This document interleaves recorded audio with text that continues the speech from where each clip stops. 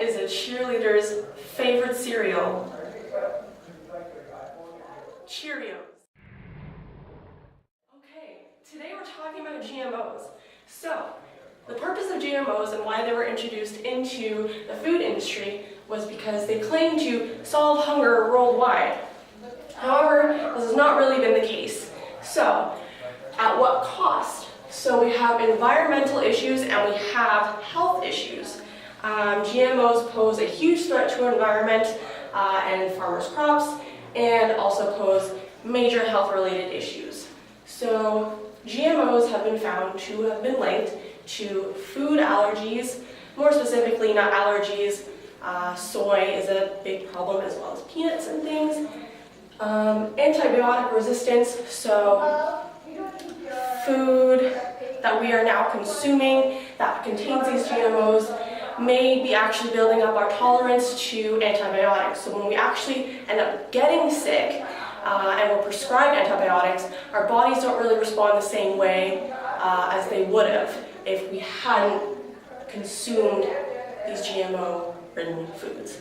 So in Canada, when you go into supermarkets, you're not seeing any foods being labeled because in Canada, we are not legally obligated to label our foods, as is the case in about 30,000 other countries worldwide, where they are obligated to label their food as GMO or non-GMO, etc., etc. So this is because Canada and North America want to specifically rely on the neoliberal idea of the free market, and by promoting the free market, we have more GMOs and we don't have a ban on them.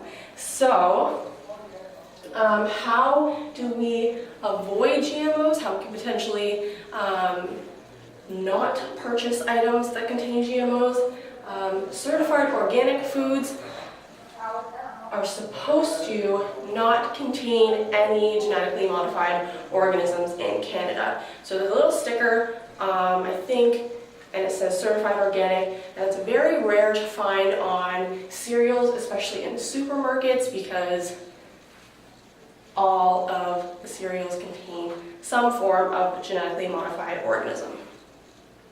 Moving on to high fructose corn syrup, which is also extremely common to find in cereals and dry food aisle. So high fructose corn syrup has potentially extremely negative health effects.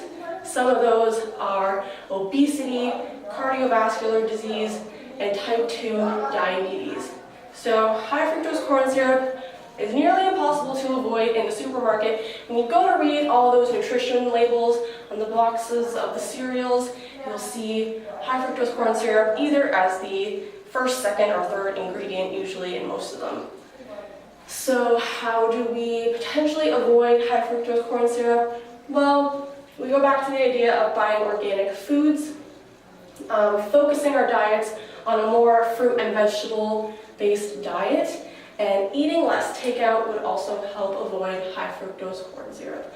Also, going back to reading nutrition labels, although when you're shopping for your cereals in the supermarket, it's extremely hard to find a cereal that does not contain high fructose corn syrup. And that's all I got.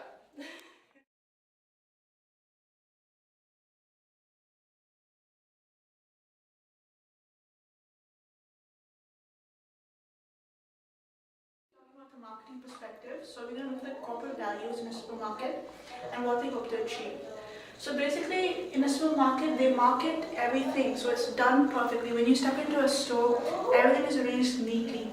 So they know the type of customer that comes in and what they do to satisfy the customer so they can buy more of their products. So we're focusing mainly on cereals. So you can see that marketing revolves around the 4 Ps. So there's price, product, place, promotion. Now when you come into a supermarket, you always realize that there's only one exit and one entry. So the majority of the time we pick up goods which you don't necessarily need. And the cereals are placed at the back end of the supermarket, so you go through all the items to get to your cereals. Now cereals, of course, are when you enter a cereal aisle, you'll see that all the products are placed from the left and right, and so when you pick up a product, your eye automatically scans from the left to the right. Here, when we look at a product, we look you pick up a trolley, which is generally larger in size than it actually needs to be. So you have a tendency to pick up more cereals or milk or breakfast materials or more. And because we scan from left to right, that the new products or things that we generally don't see in a supermarket are placed on the left and right side. And things for different types of customers are placed at different eye levels. See, if you see here in an aisle, when you enter from the left side, you'll see that the healthy is placed right in the top aisle, whereas the junk, that's for little children who can't necessarily reach to the top, are placed a little bit above the eye level so they can reach out for it and ask their parents to pick it up. Whereas the bulk items, which are placed at the bottom, so you have a larger size so you can easily pick it up and put it into your trolley. And the healthier, more expensive cereals are always placed to the right side. So the cheaper ones are always on the left side. Now for a product itself, you always use mass media when trying to sell it to a customer. So they will always have endorsements or celebrities or even athletes on the top of the cereal boxes, on the front and in the back. For kids, they generally have different types of quizzes or prizes, so children are more likely to pick up the prize than they do the cornflakes.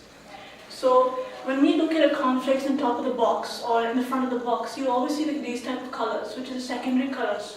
And research shows that blue and yellow makes up green, and yellow and red make up orange.